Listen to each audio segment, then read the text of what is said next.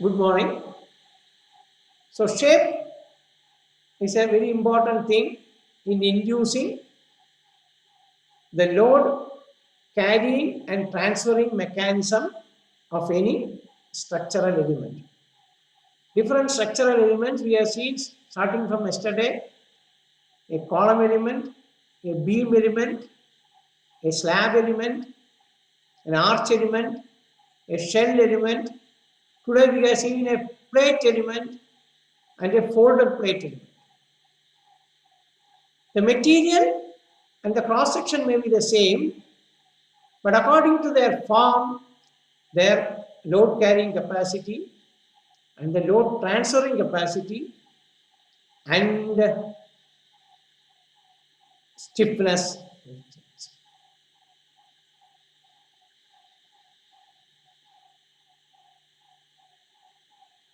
If you take a general tree which has branches on all the sides for stability and symmetry, you can see the thickness of those branches will be more near the stem. Then thickness will go on tapering towards the end. These are all things which are going to be vital points when you analyze an actual structure in building. You take any tree, when a tree grows, you can see the bottom of the tree will be thicker than the top and it will tap. The branches will be branching out from all its sides with thicker sections near the stem with leaner sections, thinner sections. When again, if you see a sub branch from the branches, there will be very thin elements. There will be very thin elements. Even then, their thickness will be more near the branch and less. And all leaves are flexible. All the leaves are flexible. Then only they can yield to the wind. But how a little amount of stiffness is imparted to the leaf, you can just take a leaf and see. There will be veins, a longitudinal vein. From that, you will have so many transverse veins.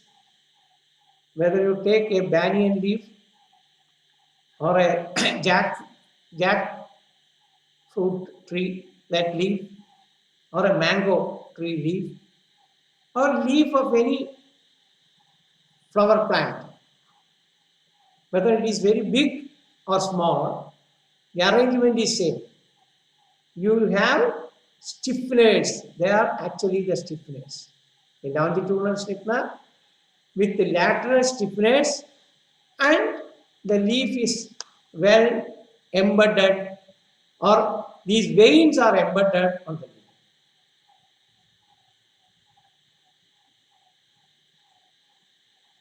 If you keep the leaf, according to its stiffness, it may yield hog or it will not.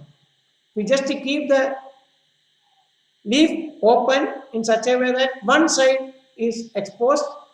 You just make it upside down, you can very well see the change in hogging, because the veins position is at the bottom rather than the top for functionality of the leaf. So when the vein position are almost near the bottom, if you keep the bottom top, that's reverse. If you make it upside down, you can see that the hogging will be less for the leaf. If you take the mango leaf and hold it in hand, since the length of the mango leaf is more, it is having a plate action, it will hog more. Since the length is more, it will hog more, the mango leaf. That hogging will be less if you keep upside down. That much hogging will not be there in the jackfruit leaf or in a banyan leaf.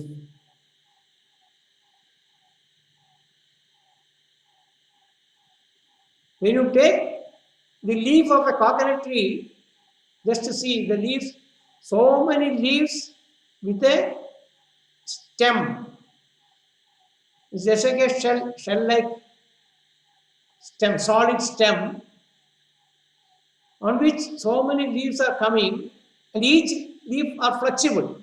At the same time, they are stiffened with a central stiffener. Central stiffener. So that is why they hog less. In the case of palm tree,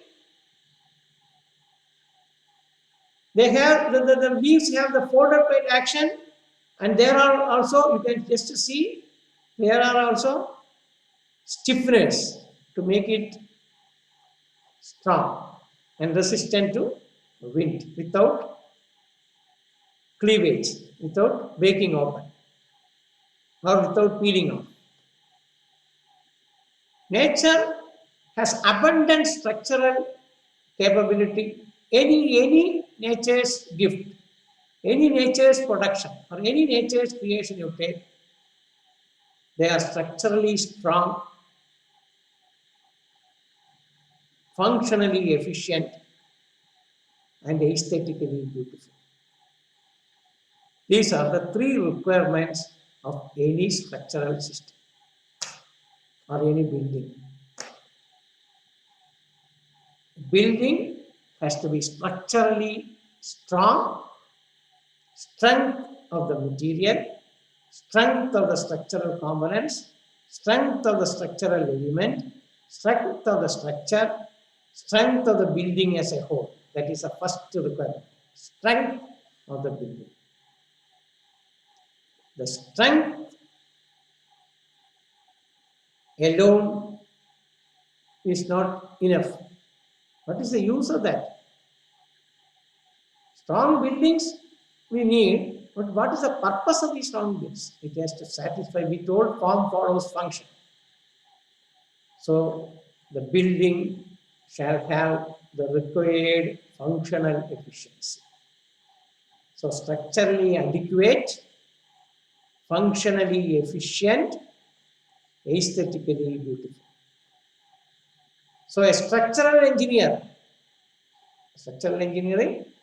as we have seen, transportation engineering, environmental engineering, sustainability engineering, irrigation engineering. Structural engineering is a versatile, very strong branch of civil engineering. So a structural engineer will look at the strength of the structure.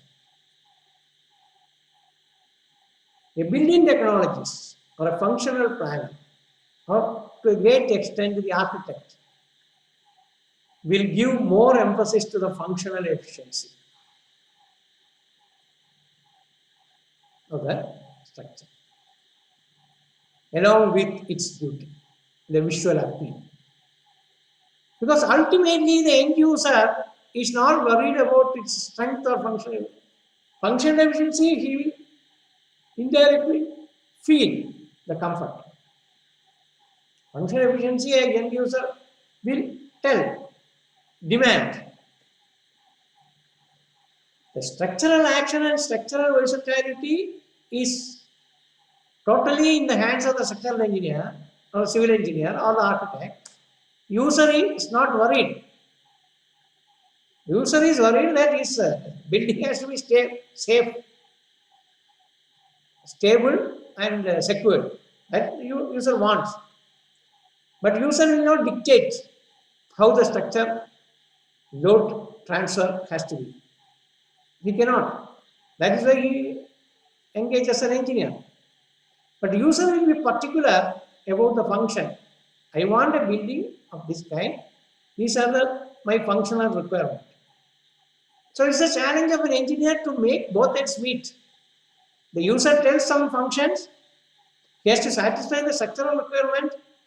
The art of engineering and technology is nothing but meeting this structural adequacy and functional efficiency without compromising on its beauty. So this is the triads. These are the triads. One is the strength, another is the functional efficiency, And the third is the beauty or aesthetic. Strength, function, aesthetic. SFA system. SFA system.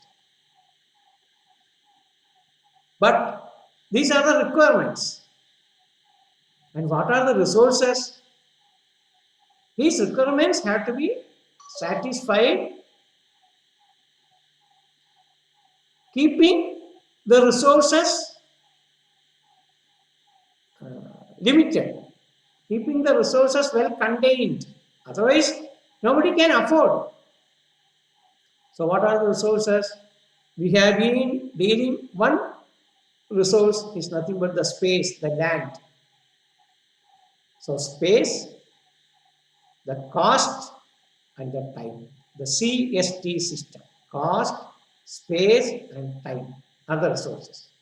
So, any engineer or architect or planner or structural engineer or a transportation engineer or an environmental engineer or a sustainable engineer or an irrigation engineer or a water resource engineer or an environmental engineer, whatever it may be, engineering, they have the cost, space, and time as resources. CST triad. CST, cost, space, and time. Within the cost, space, and time, we have evolved structures or buildings which are structurally strong or structurally adequate, functionally efficient, and aesthetically beautiful. It is the art, it is a challenge of an engineer. Let us just take a cinema theatre, for example, cinema theatre. You have a big screen. A big screen. People are sitting. The best structure is nothing but having in between columns like this column which is at my back. Series of columns. Then if we just keep a roof over that, it will be very strong because we have so many supports. And the roof. What will be the plight of the persons who are looking at the screen? Nobody can see the screen. They can see only the vertical columns. It will be annoying. It will be disturbing.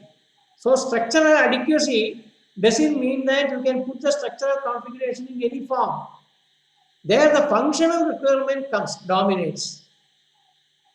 So for the function, the screen should be totally free of any interferences, intrusions, obstacles. So no vertical members can be there, no columns can be there in between. So you have only two boundaries, the walls, the edges of the hall. You cannot have any pillars or column in between. It's a challenge for a structural engineer because he has to transfer the whole load. You cannot have a corridor as a cinema theatre. Minimum width of a cinema theatre will be around 15 to 18 meters, 20 meters. 20 meters span, you have to take care of lot of effort. There comes the deep beams. You may have to have deep beams. You may have beams on both directions. That form is called grid form. Ripped beams in X direction and Y directions. Suppose you are interested in providing, in airports, you have these grid beams. In Bombay International Airport, you can see ribbed beams. In Cochin Airport also, in some places, you have the grid beams in both directions. There will be primary beams in one direction, which will be very deep, and secondary beams in the other directions. So they can span more directions without any intervening columns. So for a cinema theatre, you may have to rely on grid beam system if you have a cinema theatre complex, multiplex. Nowadays you have multiplex. So to accommodate 400 people or 200 people in one hall, You should have one more hall over it. You cannot have a trussed roof for that. So you may have to have a grid. So that's a requirement. Suppose you want to have 2 stories. In both the stories, if you want to have film seeing facility, you cannot have a roofing system with a truss. Usually, if you have only one cinema hall for large spans, usually you will not for heavy structures such as D beams, you go truss systems. Truss systems over which you have roofing sheets with false ceiling, decorative ceilings, acoustic ceilings. So we will continue tomorrow. Thank you. God bless.